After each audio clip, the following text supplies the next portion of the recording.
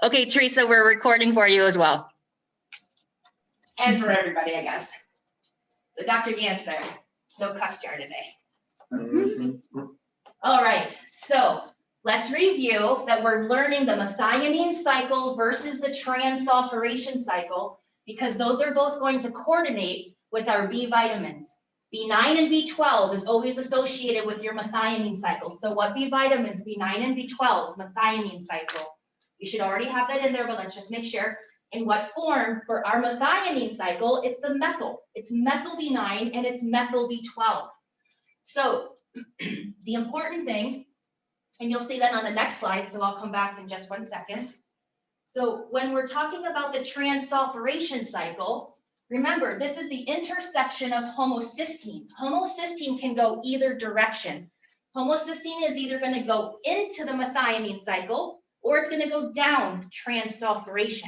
Depending on the body tissue and the signals and the need where that is happening determines which way homocysteine is shunted. So the important thing is when it goes down transsulfuration, the difference is what B vitamin, it's B6. And what's the form? It's PLP, pyridoxal phosphate.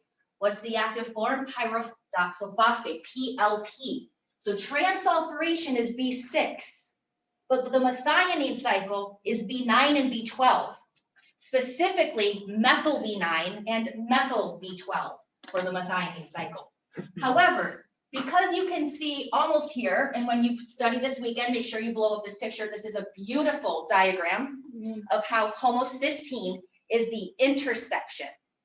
Homocysteine as the intersection means when we recycle homocysteine, because we are preventing hyperhomocysteine. Remember, we do not want hyperhomocysteine because that's thrombus and clot. I'm trying to say those two words together. So if we talk about what B vitamins are vital in homocysteine homeostasis, B6, B9, B12, okay? B6, B9, and B12, because all three of those interplay that homeostasis of homocysteine. However, make sure that you're understanding B6 is transsulfuration, and there are two consecutive reasons. How many reactions? There's two consecutive reactions that require PLP as homocysteine is going down transsulfuration. So now talking about the review of why transsulfuration and why the methionine cycle are important. So let's do transsulfuration because it's already up. Number one, you recycle homocysteine. You get homocysteine out of the blood. You don't want hyperhomocysteine. So the number one function of the transsulfuration cycle is to make sure that we don't have hyperhomocysteine. We need normal physiological homocysteine.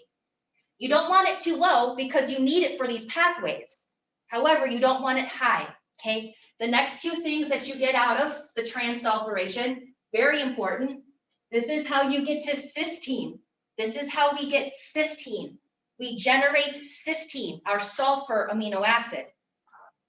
Cysteine is our precursor for glutathione. Cysteine, glycine, glutamate. So that means B6 takes homocysteine out of the blood and it gives us cysteine. The third reason then, because cysteine is a precursor for glutathione, you can imagine that number three means that because of the transsulfuration pathway, we can synthesize glutathione. We need this pathway for our antioxidant glutathione, our tripeptide of cysteine, glycine, and glutamate. And if you're low in B6, you can have an impaired conversion. You do not want an impaired conversion because we need to generate cysteine, whether we're in the liver for detox or whether we're synthesizing the tripeptide. So transsulfuration, B6, two steps, PLP, pyridoxal phosphate, the active form of B6. We generate glutathione, we generate cysteine, the precursor for glutathione, and we make sure that homocysteine is recycled out of the blood. Very important for transsulfuration. And you can see here, the intersection of homocysteine is homocysteine going down transsulfuration or homocysteine going up into the methionine cycle. So now let's review methionine cycle. Okay, we already said methyl B9 and methyl B12. Because methyl B9 transfers the folate derivative methyl group, remember, one carbon transfer. What is one of folate's primary functions? One carbon transfers. So in the case of the methionine cycle, the folate derivative is methyl tetrahydrofolate. The active form of folate in the body is THF, tetrahydrofolate. So we're going to have methyl B9, which is methyl folate. It transfers that methyl group, hence a one carbon transfer. What's one of the biggest physiological functions of a folate? One carbon transfers, exactly. So in the case of the methionine cycle, the methyl group on B9 transfers it to the B vitamin, which is B12, which is part of the enzyme. B12 sits in the enzyme methionine synthase. B12 is only B12 sitting in the enzyme until methyl B9 comes along and transfers the methyl group. For a brief moment, the B12 in that enzyme is methyl B12. What's another word? Methylcobalamin. Methylcobalamin is B12. So what we end up seeing is that in that very next step, right, methionine synthase is going to transfer the methyl group onto homocysteine. So B9 gave it to B12, B12 gave it to homocysteine. That very next step of putting the methyl group onto homocysteine takes homocysteine out of the blood, because guess what? It's no longer homocysteine. It's now methionine. So what's the first function of the methionine cycle?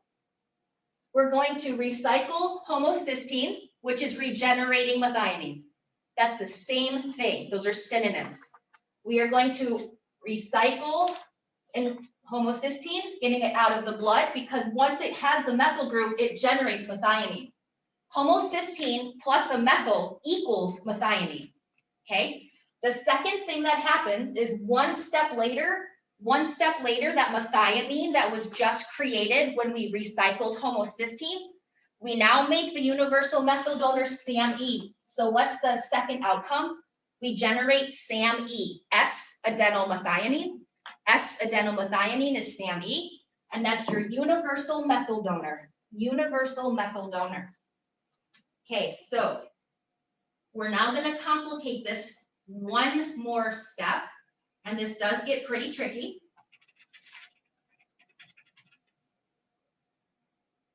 Okay, now there's a lot of arrows and there's a lot of colors. So make sure you sit down when you go through this and you really follow what's going on. Okay, when we were learning the folate derivatives, I said there was two. There was two I wanted you to focus on. Okay, remember we have a folate pool. Folate pool. The folate pool means that all of the different derivatives that tetrahydrofolate carries are recycled and regenerated so that they're constantly bioavailable. They all have to be bioavailable. The two that we want to focus on, methyl B9 and 5,10-methylene. Methylfolate and 5,10-methylene. 5,10-methylene tetrahydrofolate. This is a super important one that we are going to learn in more detail. And the reason this is important, because this is actually the starting point. Remember, we call this a folate derivative. 5,10-methylene tetrahydrofolate is the folate derivative that the enzyme, make sure you know this, MTHFR, methyl tetrahydrofolate reductase. This is how we get methyl B9. 5,10-methylene tetrahydrofolate, it's acted on by the irreversible step, irreversible, MTHFR, irreversible. The irreversible step of methyl tetrahydrofolate reductase is how we get methyl B9. That means 5,10-methylene tetrahydrofolate has to be bioavailable in order to be acted on, in order to make the methyl B9, in order to give it to the methionine synthase that has B12, in order to recycle homocysteine. Okay? Now, this is an important concept because this exact folate derivative, remember, 1 carbon transfers of the folate pool, 1 carbon transfer. This is an exam question, and this comes up with me in 2 more semesters. Make sure you know this. 5,10-methylene tetrahydrofolate is shared. It is shared because the body, depending on the tissue that it has, you either give it through MTHFR to the methionine cycle, or guess what? That same folate derivative, 5,10-methylene tetrahydrofolate, also goes down a different pathway, and that is the folate derivative that is a 1 carbon transfer for the synthesis of thymidine. That molecule of folate as tetrahydrofolate is a cofactor to synthesize thymidine. That would mean if you don't have enough of the 5,10-methylene tetrahydrofolate to share, which pathway is going to hurt? Do you take it away from your DNA and not make thymidine? Or do you take it away from your methionine cycle and not recycle homocysteine and not give us SAMe? The right answer would be don't rob it from either. But that's what happens if you're low on it. The real life example we briefly mentioned last week, this shows up as megaloblastic macrocytic anemia. When people start to not have sufficient folate derivative pools, when you can't recycle enough of the 5,10-methylene, you don't have enough to make the thymidine, and then you run out of it in the bone marrow and you end up with big cells. Your red blood cells are too big. We learn that in detail when we get into lab diagnosis, but this is the basis for it. Okay, so I want you to know that the 2 primary functions of that 5,10-methylene tetrahydrofolate, 5,10-methylene tetrahydrofolate, 1, it's acted on by MTHFR in that irreversible direction, and it makes methyl B9.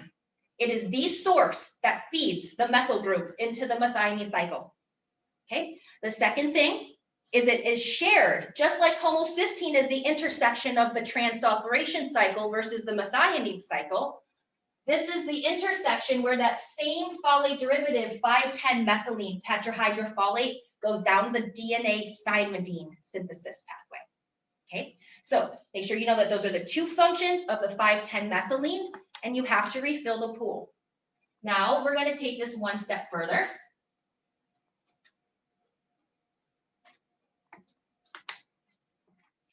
If you have, let's see where we are over here. Okay. If you have low B12, what did we just say about MTHFR? Let's say we have enough 5,10-methylene tetrahydrofolate. Our folate pool is okay at this point, but now an individual is low on B12. B12 is the only guy who can fix that irreversible step of methyl B9. Once MTHFR acts, it puts folate into an irreversible step, methyl B9. If you are low in B12, you are low in methionine synthases cofactor B12, guess what? You've got nobody else that can take the folate and take the methyl group off of folate. We call that, ready? This is the test question. That's called a folate trap. A folate trap. Because you will have the same result of macrocytic megaloblastic anemia.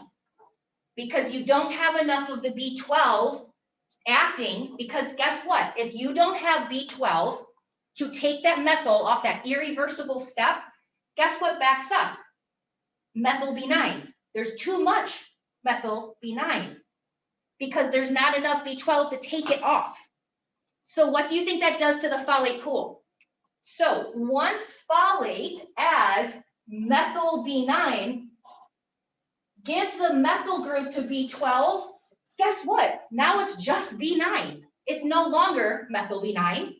That is the exact definition of recycling the folate pool. So folate, THF, just tetrahydrofolate, goes back into the pool. And the first thing it's going to end up doing, it's going to get converted to 5,10-methylene to go back down thymidine synthesis or to refeed the methionine cycle. So in macrocytic megaloblastic anemia, especially if it's a B12 deficiency, you get the folate trap because you don't have enough B12 to take the methyl group, and then that disrupts the folate pool.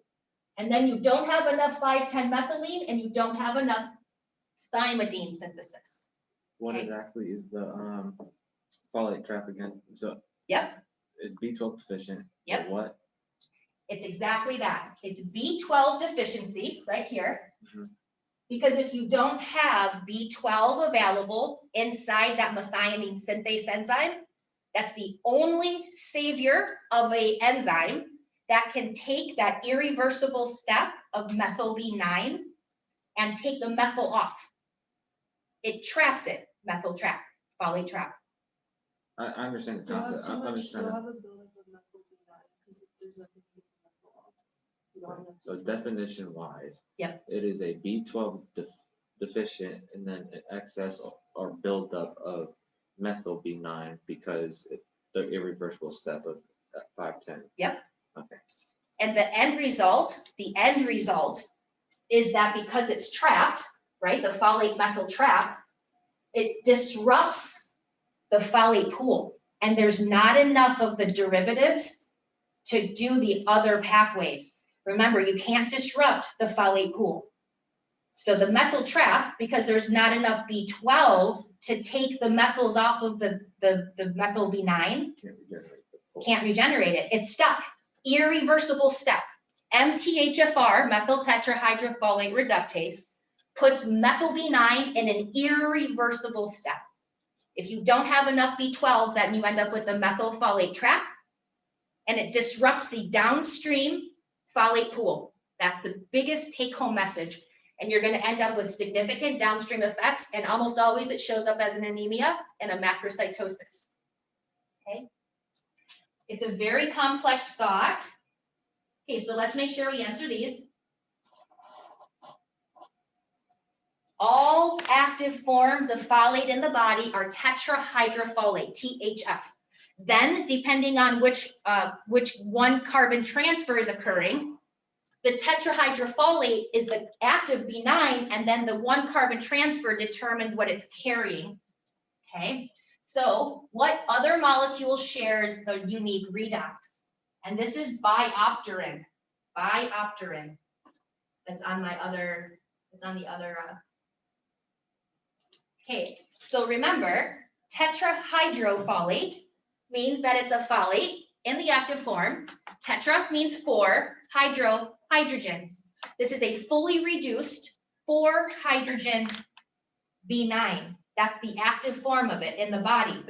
There's one other unique molecule, and this is going to be coming up as we get into protein metabolism, and it's called biopterin. So the unique property that you need to know is the molecule biopterin, and it's because it has 4 hydrogens. Tetrahydrobiopterin is very similar to tetrahydrofolate, and this is a very important feature as we go forward. So make sure we make that connection of the 2 molecules. Okay, what's the primary function of folate and its derivatives? Board's question, 1 carbon transfers. 1 carbon transfers, okay? And then what enzyme converts 5,10-methylene into methyl B9? MTHFR, MTHFR. And make sure you write in big black letters, irreversible, irreversible. Once it's there, it's there. Irreversible.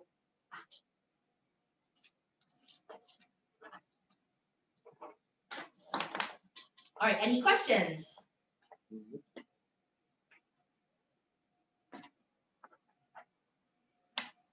Okay.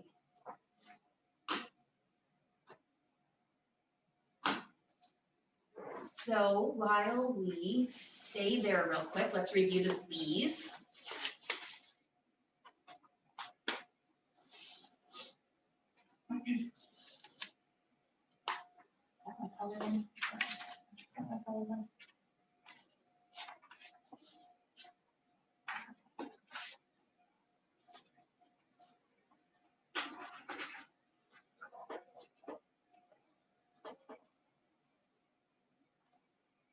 Okay, this is newly loaded, so before we jump into reviewing the essential fatty acids, let's do a quick review, because the exam is going to be B1, B2, B3, B5.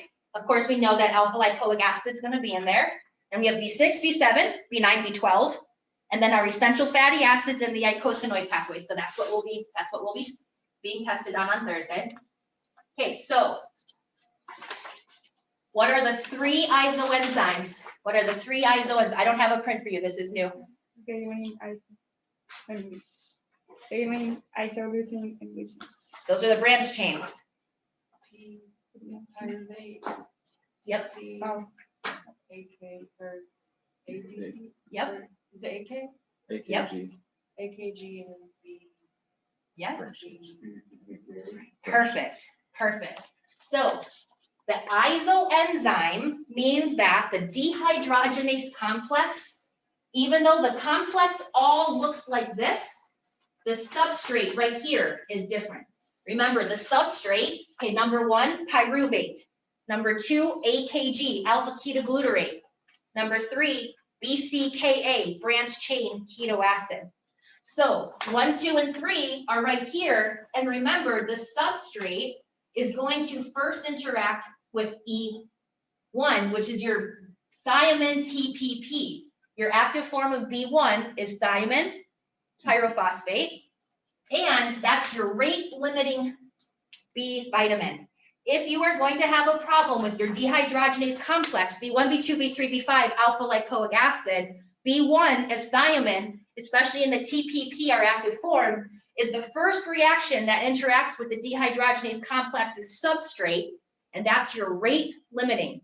Must know that. Rate limiting is your thiamine of the dehydrogenase complex. Then we have our thiol, and it's a thiol because it has the sulfur, right? Specifically for alpha lipoic acid, it's a disulfide bond, and that's going to give it its redox potential, which is why it's acting in this cofactor role. So name the cofactor, that's your alpha lipoic acid with your disulfide bond, and that is your thiol. Remember, anytime you see a CoA, that is your B5. Then you know that you have your B2 and your B3s because you have your NAD and your FAD. So B1, B2, B3, B5, alpha lipoic acid, and your alpha lipoic acid is your thiol because of the redox of the disulfide bond. Okay?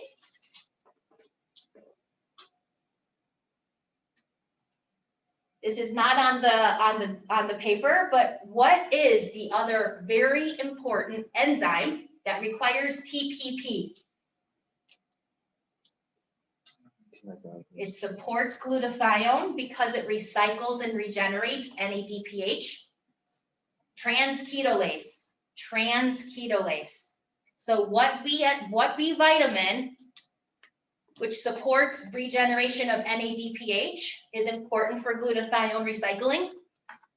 TPP, B1.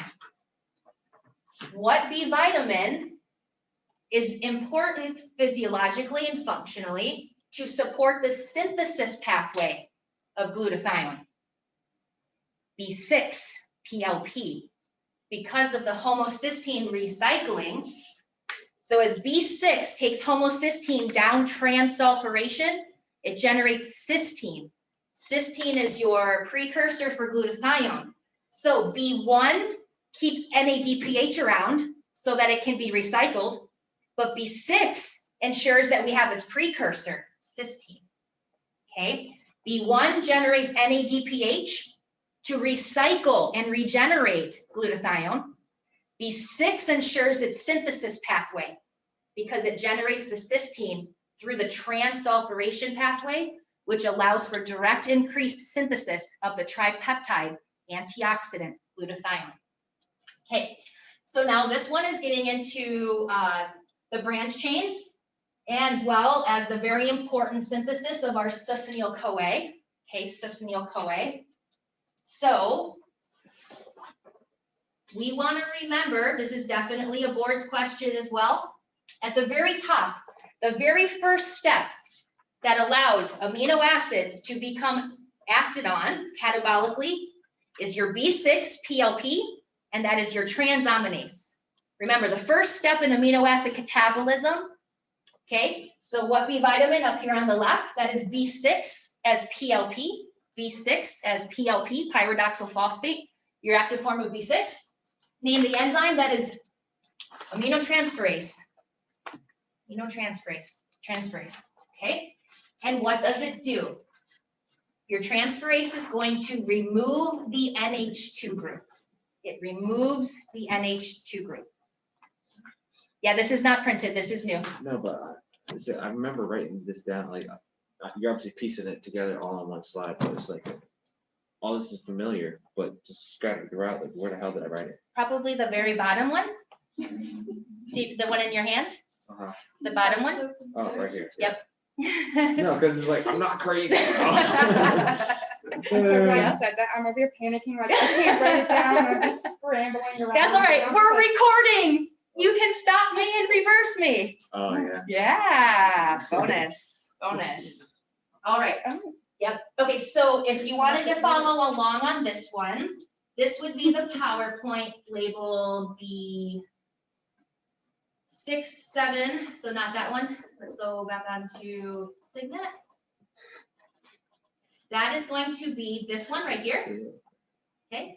B6, B7, B9, B12. And especially because remember, we had to start and go all the way down. So if you look at the very last slide, it brings that succinyl-CoA pathway all together. However, I'm definitely challenging you guys because we're reviewing it, bringing it all together. Okay. It serves the purpose of like me remembering writing it down. I do the same thing. I'm like, I even remember what color I wrote it in. Yeah. Okay, so we're looking at the branch chains and we're looking at the synthesis of succinyl-CoA. How do we generate succinyl-CoA? There's 4 amino acids and their complete catabolism is going to generate succinyl-CoA. However, they require a whole ton of the B vitamins. Remember, the 4 amino acids are going to require almost everything except B9. Okay, so I'm starting you from the beginning though, right? So in order for amino acids to have a catabolic reaction, they have to have the NH2 group removed. If you do not remove the NH2, an amino acid is protected. So if we know we need to start catabolizing, so here's our branch chains, isoleucine, leucine, valine. So up here at the top, the first thing that has to happen is B6. The first step of amino acid catabolism is pyridoxal phosphate B6 as your aminotransferase. And that, what is the function? What does it do? It takes the NH2 group off. It's the first step of amino acid catabolism. Now we're sticking with the branch chains, okay? Now this is all spelled out, which is why it looks funny. So name the cofactors. So the second step of the catabolism for our branch chains is our dehydrogenase complex. This is your BCKA, yep, branch chain keto acid dehydrogenase complex. B1, B2, B3, B5, alpha lipoic acid. Name the B vitamins, B1, B2, B3, B5, plus your ALA. And your enzyme is your BCKA, dehydrogenase complex. So remember, this means so far to get to succinyl-CoA, we've got B1, B2, B3, B5, and B6, because B6 was the first step actually of amino acid catabolism. Now what's really fascinating about the branch chains, all branch chains also require your carboxylase. That's a board's question. Biotin-dependent carboxylase. That means the next B vitamin in the catabolism of your branch chains and to get us to succinyl-CoA is carboxylase, biotin B7 dependent, biotin dependent. So board's question could be, which of the following ends would require biotin? And you need to know that biotin is also B7. So which of the following enzymes requires B7? Carboxylase. Yep. So as you can see here, I'm demonstrating that there's a carboxylase required for all three branch chains. However, they are different. We're not worrying about that at this point right now. And then once we get here, once we get right here to the propionyl, okay, you don't need to know the propionyl, but just remember, leucine was the oddball out, right? What we care about is getting to succinyl-CoA. So if you remember the isoleucine and valine, from the carboxylase down, we have methionine and threonine. What other two amino acids give us succinyl-CoA? So we know it's isoleucine and valine because it's on our picture, but we've got to remember that we also have methionine and threonine. Methionine and threonine. They also follow all of the catabolic steps from the carboxylase down to get us to succinyl-CoA. Isoleucine, valine, picture the two outsides of the picture, plus methionine and threonine, all give us succinyl-CoA. Okay, it's going to require the carboxylase because they follow the catabolic pathway down. So the next important thing, so we know that this was your carboxylase, and that's your B7 biotin dependent reaction. And then the final step to get to succinyl-CoA of the catabolic activity of isoleucine, valine, methionine, and threonine, that is your adenosyl B12. Adenosyl B12. That is the second pathway of active cobalamin. However, it's not methyl. Methyl's with folate in the methionine cycle. This is adenosyl, and this is for succinyl-CoA. So the final step of succinyl-CoA is adenosyl B12. Adenosyl B12.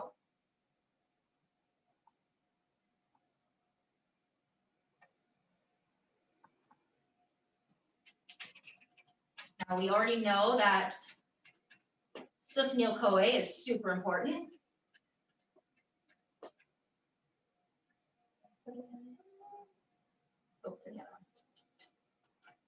All right, so everything we need to see is already here. Okay, final step is B12. So how is succinyl-CoA vital for energy? And how is succinyl-CoA as heme a precursor for other enzymes? So vital for energy, 1, 2, and 3. It feeds the TCA cycle so that the TCA cycle can spin. That means it's a TCA intermediate. How is succinyl-CoA important for energy? It's a TCA intermediate, right? The second is it forms the electron transport chain complex 2. And the reason, number 3, is because it gets converted to succinate dehydrogenase. Succinate dehydrogenase, that is the TCA intermediate that becomes the complex 2 of the electron transport chain, okay? So those are your 3 reasons that succinyl-CoA is important for energy. Now, of course, we know that succinyl-CoA plus glycine with a B6 PLP dependent first reaction is the first step in heme synthesis. So succinyl-CoA has to also be available for the synthesis of heme. B6 dependent first step, succinyl-CoA plus glycine gives us the first step of heme. So the reactions that I want you to know, this is not an exhaustive list. This is some of the most important ones that we're going to learn. Heme is a cofactor for our antioxidant catalase. Heme catalase. That protects us from oxidative stress because that's going to convert hydrogen peroxide, remember, to water. So remember, that's an antioxidant protection. If you are deficient in heme, you are going to have less efficient catalase. And the right way of saying that is you are a higher susceptibility to oxidative stress, right? Hey, number 2, we have a heme MOA oxidase, and that's for neurotransmitter synthesis. Heme is important in the synthesis of neurotransmitters. That's mood, anxiety, depression, sleep, muscle activity. Number 3, heme is also required for our thyroid peroxidase, and that is in the synthesis of thyroid. So heme is a cofactor for your thyroid hormone, heme is a cofactor for your neurotransmitters, and heme protects you against oxidative stress. Okay? And the last one, of course, we know that hemoglobin and myoglobin, so we have oxygen transport. We could almost dually call that vital for energy as well. And the one that I actually forgot to put up there, can anybody remember the other mineral? Is heme in the electron transport chain? Yeah. As the Copper. cytochrome C with copper. Yep, with copper.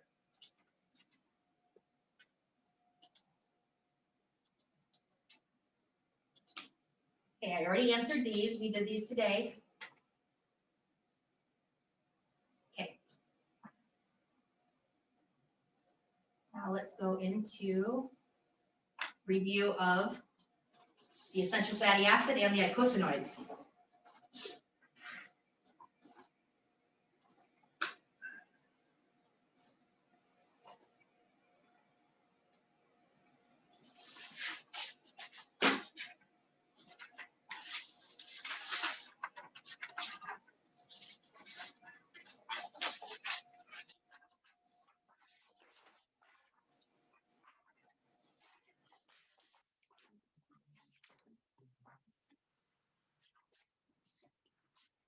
Okay, well, here, let me pull it up. All right, so while I'm pulling up the other PowerPoint, one of the most important things to remember to take home is that the essential fatty acids are the inflammatory eicosanoid pathway. So we want to deal with anti-inflammatories, and that is different. That is different than the oxidative stress. So when we are thinking about how to protect an individual and how to make them healthier and decrease inflammatory status, it's important to recognize that anti-inflammatories are totally different than antioxidants. You don't get to choose. You've got to do it all. Remember, your antioxidants fight free radicals, and they're mineral-dependent enzymes, right? Copper, zinc, superoxide dismutase, iron catalase, and your selenium-dependent glutathione peroxidase. In order to have a functioning glutathione peroxidase, don't forget you also need your B2 and your B3 and your glutathione reductase, because that recycles glutathione, right? They all go together. Then you have your solo antioxidants, vitamin C, vitamin E, alpha lipoic acid, coenzyme Q, and NADPH, glutathione, and NAC. That is not the essential fatty acid eicosanoid pathway. However, oxidative stress and prostaglandins are intimately related. So we're going to have to do natural anti-inflammatories because we're going to positively influence our omega-3 and our omega-6. Do not mix up. A free radical is not an eicosanoid. An eicosanoid is a signaling molecule that's a fatty acid that directly came from your N3 or N6 EFAs, essential fatty acids. Okay, so let's review the eicosanoid pathway because I feel you've all done really great with the antioxidants and understanding our OS, reactive oxygen species, and our NS, reactive nitrogen species. Totally different. This is where turmeric, curcumin, boswellia, white willow, flavonoids, and then all of the antioxidants that you want to pair should be going along with your anti-inflammatories, because this is going to modulate the pathway. And we'll take a look at that. Okay, any questions before we start on the EFAs? Does everybody have those papers out? Okay. So before we go into the review of the essential fatty acids, we still have a fatty acid. Remember, a fatty acid is a hydrocarbon chain. Then a fatty acid can have a glycerol head. When you put 3 of those together, you call that a triacylglyceride. Triacylglycerides are really future storage of energy. We're going to break those down. We're going to make them for energy. And we learn that in lipid metabolism as we get into the next few weeks. However, we're going to briefly skip over that because we want to focus on the eicosanoid pathway. Okay, so let's just make sure that we know how to read it. Okay, SCFA, short chain fatty acid. Okay, your short chains have 4 to 8 hydrocarbons. 4 to 8. Okay, your MC, that's your medium chain fatty acid. Medium chain fatty acid up here on the MCFA. And the number of carbons, you're going to have 10 to 14. 10 to 14. Now, what I want you to write here right in the middle, just to make sure that you remember this. Short chain, medium chain do not require bio. Do not require bio. The benefit of that is we do not need the chylomicron, because that is how long chain and very long chains, as well as the fat soluble vitamins, they have to go through a different delivery in order to be bioavailable in the body.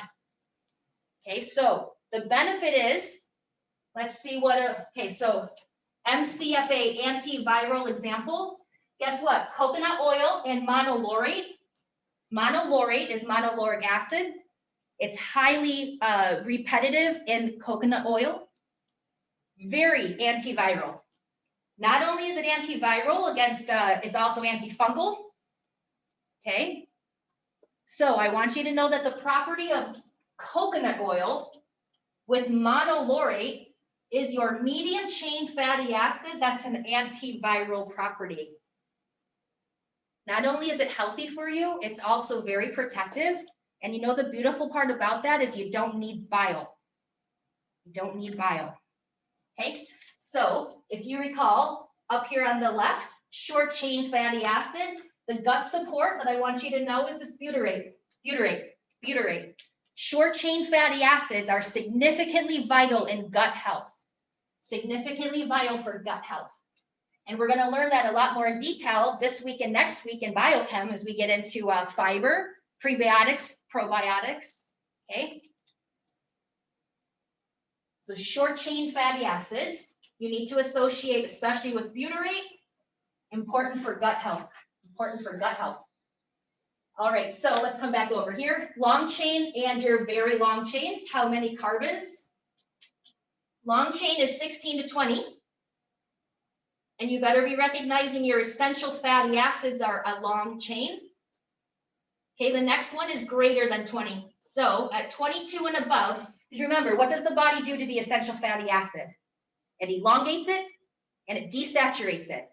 You can eat the essential fatty acid, which your body cannot synthesize because of the location of the double bonds. However, once we ingest it, the omega-6 and the omega-3, we can elongate and desaturate that. So if you recall, our EFA derivatives, once our 18,2 and our 18,3 essential fatty acids are ingested, we have the enzymes to modify them. And what we do to them is we elongate and we desaturate. That's how we get to our EPA. That's supposed to be a P. That is a typo. It's supposed to be eicosapentaenoic acid. EPA is your omega-3. And arachidonic acid is your omega-6. So arachidonic acid, EPA, eicosapentaenoic.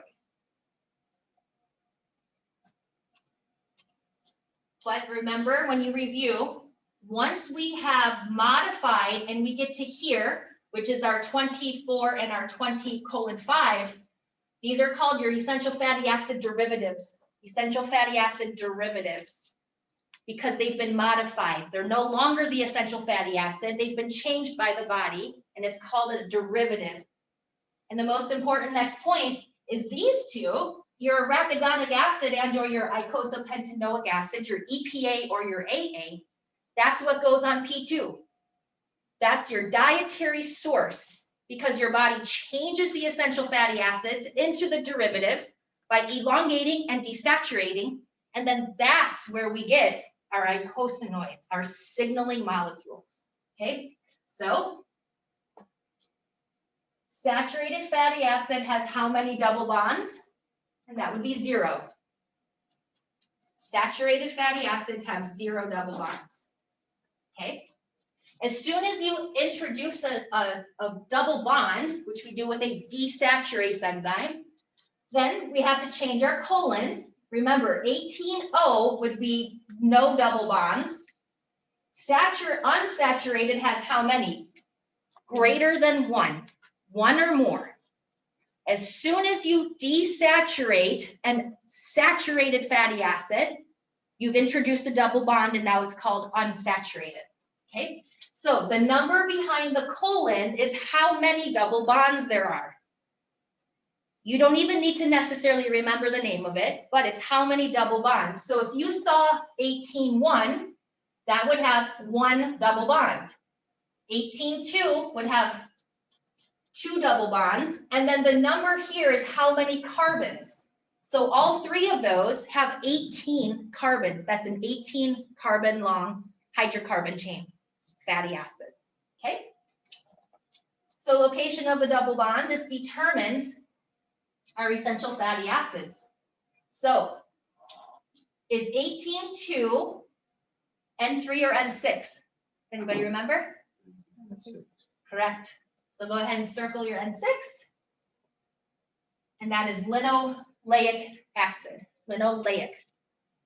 That's probably a board's question. It's definitely an exam question. Linoleic. EFA 18.3, which one? N3 or N6? Yep, omega-3, that's your omega-3. Alpha-linolenic,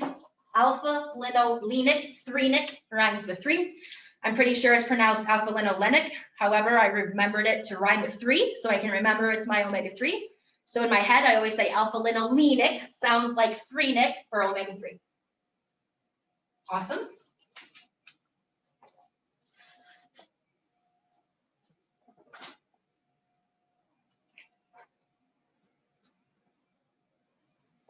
Okay, the next important part,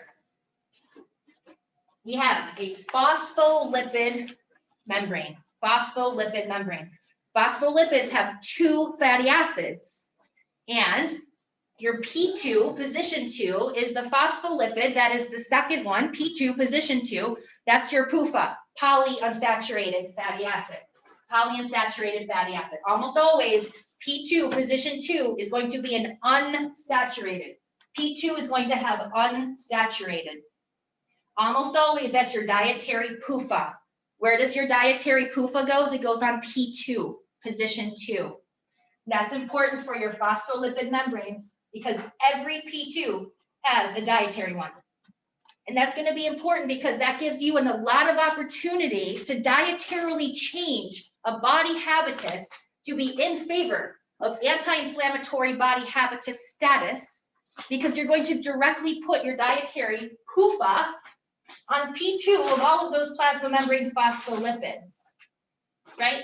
However, how do you get it there, right? You get it there because we have an enzyme, what removes the PUFA? What's number 1 up there? PLA2, PLA2, phospholipase A2, PLA2, phospholipase A2. What does it do? It cleaves the PUFA off of P2. Why is that awesome? That's awesome, number 1, because that gives the diet a lot of opportunity to get the better one there. Remember, that position competes omega-3 versus omega-6. If you outcompete more omega-3, it has a higher affinity. Which omega-3 has a higher affinity? Your omega-3. Your anti-inflammatory essential fatty acid has a better chance of getting the EPA onto that spot. Phospholipase A2, PLA2 cleaves it off, and then you dietarily eat the better one so that it goes back up on there. Okay, what enzymes act on the PUFA once they're removed? COX and LOX. COX and LOX. COX, LOX, cyclooxygenase, glucooxygenase. So a signal comes along, the signal tells phospholipase A2 to be active, takes the PUFA right off that position 2, in that same vicinity, in that same environment, the next set of enzymes, COX and LOX, they act on that PUFA. Okay, they act on it, they convert it.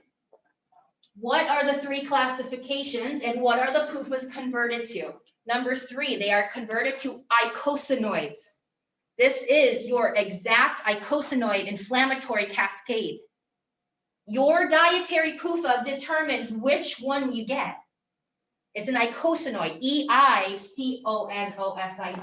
So what are the three classifications? PGE, prostaglandins, PGE, prostaglandins, TXA, thromboxanes, LTB, leukotrienes. Depending on which enzyme acts and depending on which PUFA was acted on, will depend on if it's a pro-inflammatory or an anti-inflammatory eicosanoid. Okay, PGE, TXA, and LTB.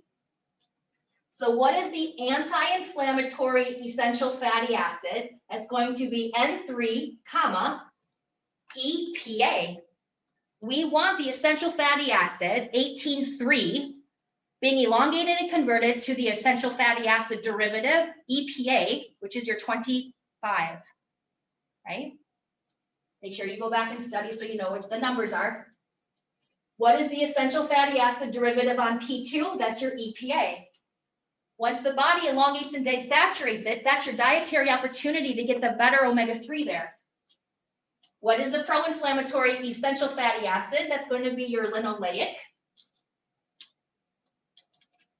And that, of course, is going to generate your derivative, arachidonic acid. Now, what's important to differentiate, arachidonic acid is not an essential fatty acid. EPA is not an essential fatty acid. The essential fatty acid is the omega-3 and the omega-6 that the body's going to convert. We can synthesize EPA. We can synthesize arachidonic acid, and we do it really good. Those are not the EFAs. Don't mix up that question, okay? So what do we want for our dietary ratio? It goes N6 to N3. So N6 is colon N3. The ratio is 4:1 at the low end and 8:1 at the high end. It is not healthy to have too little omega-6. Even though we call it pro-inflammatory, it's necessary because it's a very important signaling molecule. All the eicosanoids are mandatory, vitally functional to give signals. Remember, they direct tissue when you have acute injury, they help healing, and they help tissue differentiation. They can launch the cascade to fight invaders. We just don't want them in high levels. And the problem is Western diets put them in too high levels. When you're greater than an 8:1 ratio, you're carrying more of the pro-inflammatory eicosanoids. Your prostaglandins, thromboxanes, and leukotrienes increase inflammation. If you increase body habitus, you have pain, degeneration, aging, and sickness, okay? If you have too low, you are slow to heal. You are slow to heal. You don't have the signals. You don't have the information to heal and to direct tissue. So you don't want too much because it's pro-inflammatory, it's pain and degeneration. You don't want too little because it's going to be slow wound healing, okay? Now this is important. We've talked about this a couple times.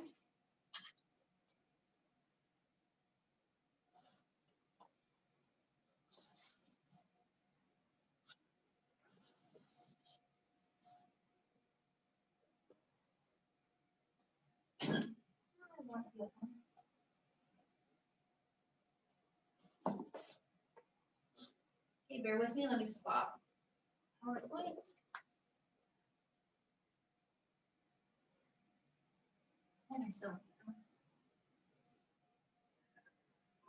Okay, so how do we directly versus indirectly influence? Remember, this is not a pathway. This is body habitus. We want to be anti-inflammatory of a walking human being. We want less pain and we want less degeneration. Chemistry happens every moment of every day. Make sure yours works for you, right? So how do we directly influence the body habitus? You fix your P2. Fix P2. Make P2 be anti-inflammatory. So how do you do that? You decrease your N6 and you increase your N3, decrease N6, and increase N3. If you don't do both, you're not going to have as much as an advantage. If you continue to eat and eat and eat omega-6s, you can supplement with omega-3s, but if you don't start to shift the ratio, then you're still going to be fighting that uphill battle. You need to be doing both. So we're going to directly influence it by shifting that dietary PUFA on P2. And you do that by decreasing N6 and increasing N3, okay? Why does this work? Because this is important. It is literally the source of inflammation. You literally will change what the molecule becomes. The eicosanoid is the dietary PUFA. It is the exact source. So how do you shift a body of inflammation? You make it better at the source. You're literally shifting it at the source of the eicosanoid pathway because your PUFA is the eicosanoid. Okay? And what are we really doing? What's the physiological mechanism of action? When phospholipase A2 cleaves off the dietary PUFA and COX and LOX act on them, we are literally synthesizing. Remember, the eicosanoid PUFA is the precursor. It is the eicosanoid. It is the prostaglandin. It is the thromboxane. It is the leukotriene. Okay? Very important.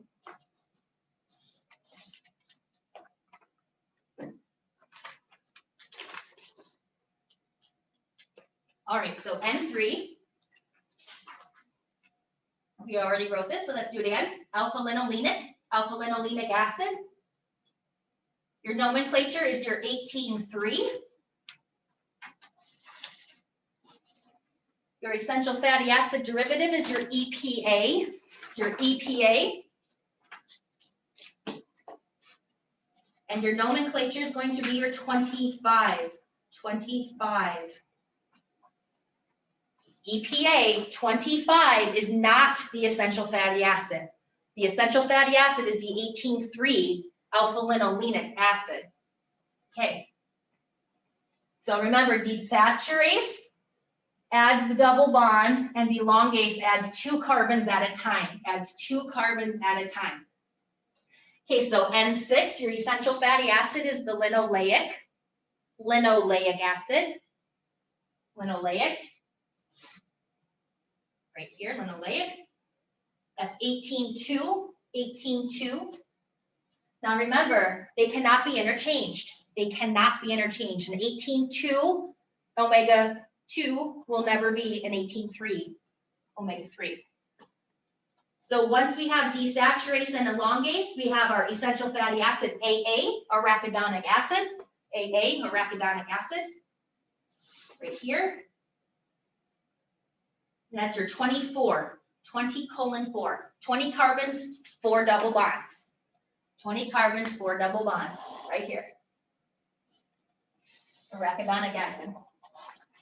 Okay, so what does desaturase? Desaturase adds a double bond. What does elongase do? That adds 2 carbons at a time. 2 carbons at a time. Which one requires zinc? That is your desaturase. Desaturase. And the important thing about that zinc-dependent desaturase, our omega-3 and our omega-6 compete for that enzyme as well. Not only do we have a higher affinity of an omega-3 being placed on that P2, we also have to compete for this enzyme. So if more omega-3 is around, we're going to elongate more into EPA. So do we have a desaturase 9? We do. That's going to take your 18:O. 18:O is your stearate. And it adds a double bond. And guess what? We get oleic. Theoretically, does that mean we make the primary fatty acid that's popular in olive oil? Yeah, that's why olive oil is not essential. We can make oleic acid because we have the desaturase 9. So what does it act on? 18O stearic acid or stearate And what does the fatty acid become? It becomes 18-1 because we can introduce the double bond, making it unsaturated oleic, 18-1. Unsaturated oleic, 18-1. Now, can we not have 18-2? Nope. That's why it's essential. We can get it to the oleic, 18-1. But what's the essential fatty acid, 18-2? Isn't that just one more double bond? It is. We can only get this far because humans lack the next enzyme. We can't, remember, the double bond is 3 carbons apart. We do not have desaturase 12, therefore we cannot make 18-2. We can get it to 18-1, and that's it. That's why essential fatty acid 18-2 is essential. We have to eat it. We can't synthesize it. We lack this enzyme to put the next double bond in.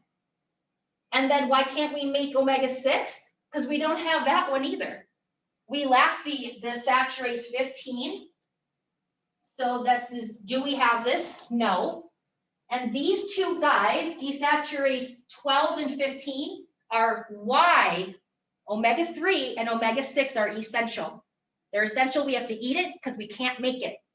And it's because we don't have these two. Why is this important? That's why they're essential. That's why they're essential. An essential nutrient is one we cannot synthesize.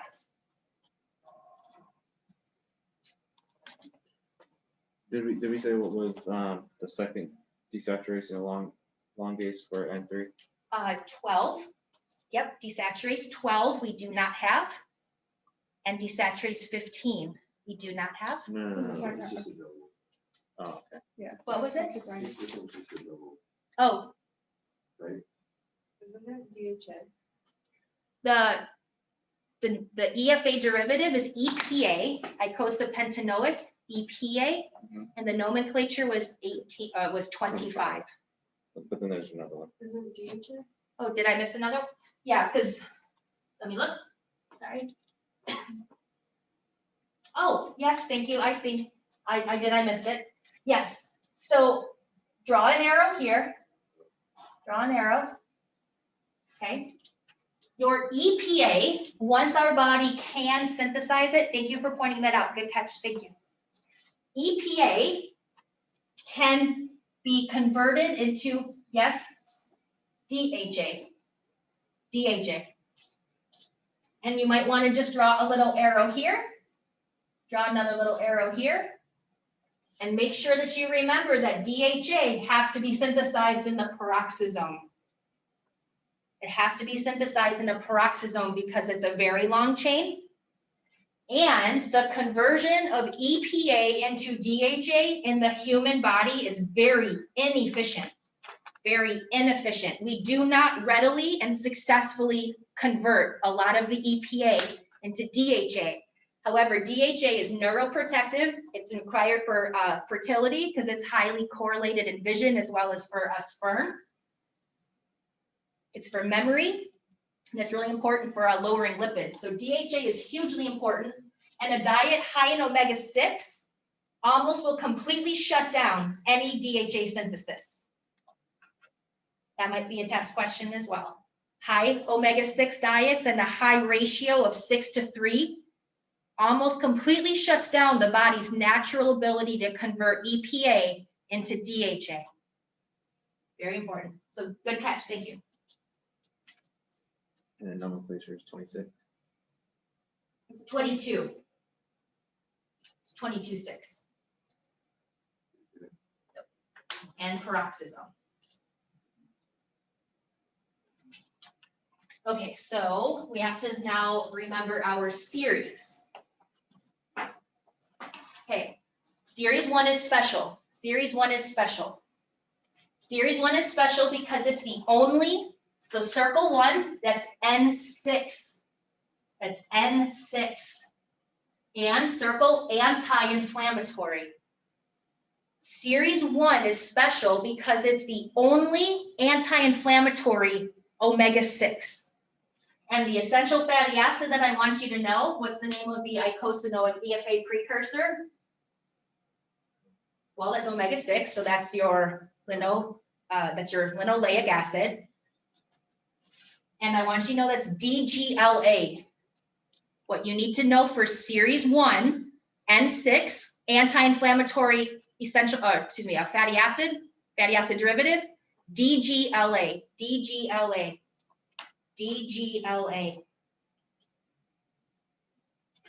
And that is right here, DGLA.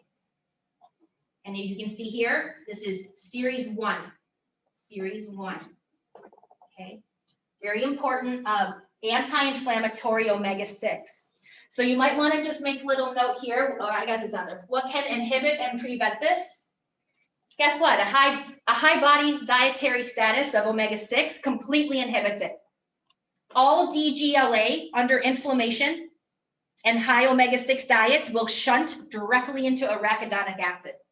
DGLA, because it's an omega-6, will become arachidonic acid under inflammatory body habituses and high omega-6 diets.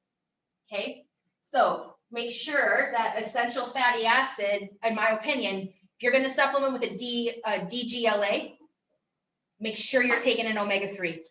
Push that chemistry. Protect it from becoming arachidonic acid. Okay, series 2 and 4, this is N6. That's your pro-inflammatory N6. That is pro-inflammatory. And the important one, that is your arachidonic acid. That's your AA, arachidonic acid pathway. Series 3 and 5.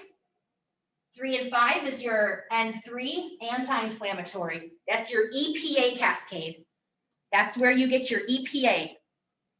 Eicosapentaenoic anti-inflammatory is series 3 and 5. So where does DHA come from? So we mentioned this on the last slide. It comes from EPA. EPA is elongated and desaturated. Where does it get synthesized? Hopefully you remember that's in a peroxisome.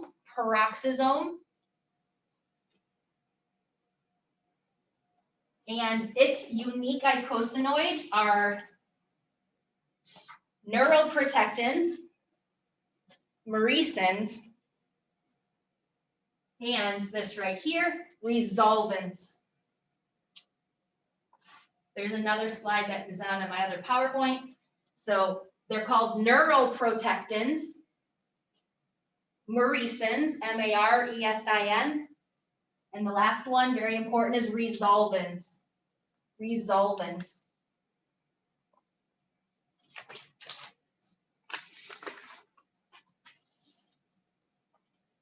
Okay. And you can see this here, myrcins, neuroprotectins, and resolvins. Okay, so N3 foods, flax, definitely no flax, okay, salmon, and then your small fish, like your mackerel, your sardines, and your anchovies. If it's not a fish that I did not just list, it does not have high omega-3. Not just eating flounder or grouper or some of our redfish locally. No, very, very, very little omega-3. So the problem with that is who wants to eat canned fish all the time, right? However, if you put it with some mustard and some hot sauce, it's actually pretty good. Okay. Some crackers. Okay, so flax. If you eat flax, you have to have a really good conversion rate. You do not get to eat a tablespoon of flax and have the equivalent of 1,000-gram fish oil supplement. However, you can still put it on. It's still a really great phytonutrient, high in omega-3. Okay, so your EFA foods are your vegetable oils, cotton oils, because a lot of the grains, so no grains, and because they're in grains, then you have to be thinking grain-fed livestock. When you eat grain-fed livestock, you are literally eating arachidonic acid because that's what they do, just like us. They're fed grains, their body or animal thing converts it just like we do, elongates and desaturates it, and they make arachidonic acid. They put that into their tissue, and then we eat their arachidonic acid. Okay. So the other thing, because it's high in vegetable oil and cotton oils, that's what all the processed foods are. So processed foods are loaded with omega-6. So grains, processed foods, grain-fed livestock. So if you're going to tell a patient that they have to increase their omega-3 and decrease their omega-6, you better know what you're telling them to do, right? And then you can crack the joke, unless you want to eat sardines every week for the rest of your life, you better take a fish oil supplement, right? So make up for it, okay? Natural anti-inflammatories, this is a little small, but it's right in here. Number 1, turmeric/curcumin. Put those together as number 1, turmeric/curcumin. Okay. Number 2, ginger. Number 3, boswellia. And number 4, white willow bark. Those are some of the top, safest, most proven natural anti-inflammatories. Okay. And over the counter, aspirin, ibuprofen. Collectively, those are called NSAIDs, N-S-A-I-D, NSAIDs. And that is your non-steroidal anti-inflammatory. So does that mean somebody who eats Aleve and ibuprofen like candy should just take more omega-6 and add in some ginger, turmeric, and boswellia? Absolutely. Wean people off the over-the-counters by introducing the natural agents because they do the exact same thing. They act on the exact same pathway because right here, what do they modulate? Why does aspirin work? And why does boswellia and turmeric work just as good? Because they do the same thing. And that's number 1, they modulate PLA2. They modulate PLA2. It doesn't stop its activity, it just makes it a little quieter. It shuts it down just a little bit, it inhibits it, it modulates it. Number 2, it modulates COX. Number 3, it modulates LOX. So what do we know about PLA2, COX and LOX? They act on P2. So if we want to have a little bit of less inflammation and a little bit of a better eicosanoid, what are we directly doing when we increase the direct body habitus? We are acting on P2 by taking dietary omega-3 and decreasing omega-6. And we are indirectly influencing the inflammatory status by modulating the pathway with natural anti-inflammatories because they quiet down PLA2, COX, and LOX. And then when we do that, we actually have less eicosanoid pro-inflammatory activity. That means less pain and less degeneration, okay? So I'm pretty sure I just answered the next question, right? How do we directly influence? Number 1, the mechanism of action. We replace the P2, improve P2, dietarily improve P2. That is your EFA. So what's numbers 2 and number 3? You have to do them together. You eat more omega-3 and supplement with it, and you decrease and eat less omega-6. Okay? How do we indirectly? A mechanism of action. We modulate the enzymes. We modulate the pathway. We influence the pathway. Directly, we are influencing P2. Indirectly, we're influencing the pathway that generates the eicosanoids. So the MOA is we're going to quiet down, right? Modulate the enzymes. So number 2 then would be naturally anti-inflammatories, ginger, turmeric, boswellia, white willow, curcumin.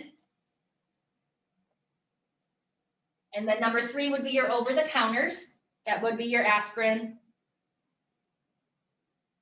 Use that as little as you need. Try to go with your naturals. Now this is my favorite. What do I tell people? I tell them I can push and pull on you all day long, but you will heal faster and you will heal better if I can fix the inflammatory state from the inside. That's how I tell it, right? It sounds simple enough. Inflammation is a key word. People understand that, right? Now, what they don't understand is the difference between oxidative stress. They don't hear that word as much, but you need to be knowledgeable and educated and intelligent in your approach. You've got to do both. Remember, inflammation is not the same thing as oxidative stress.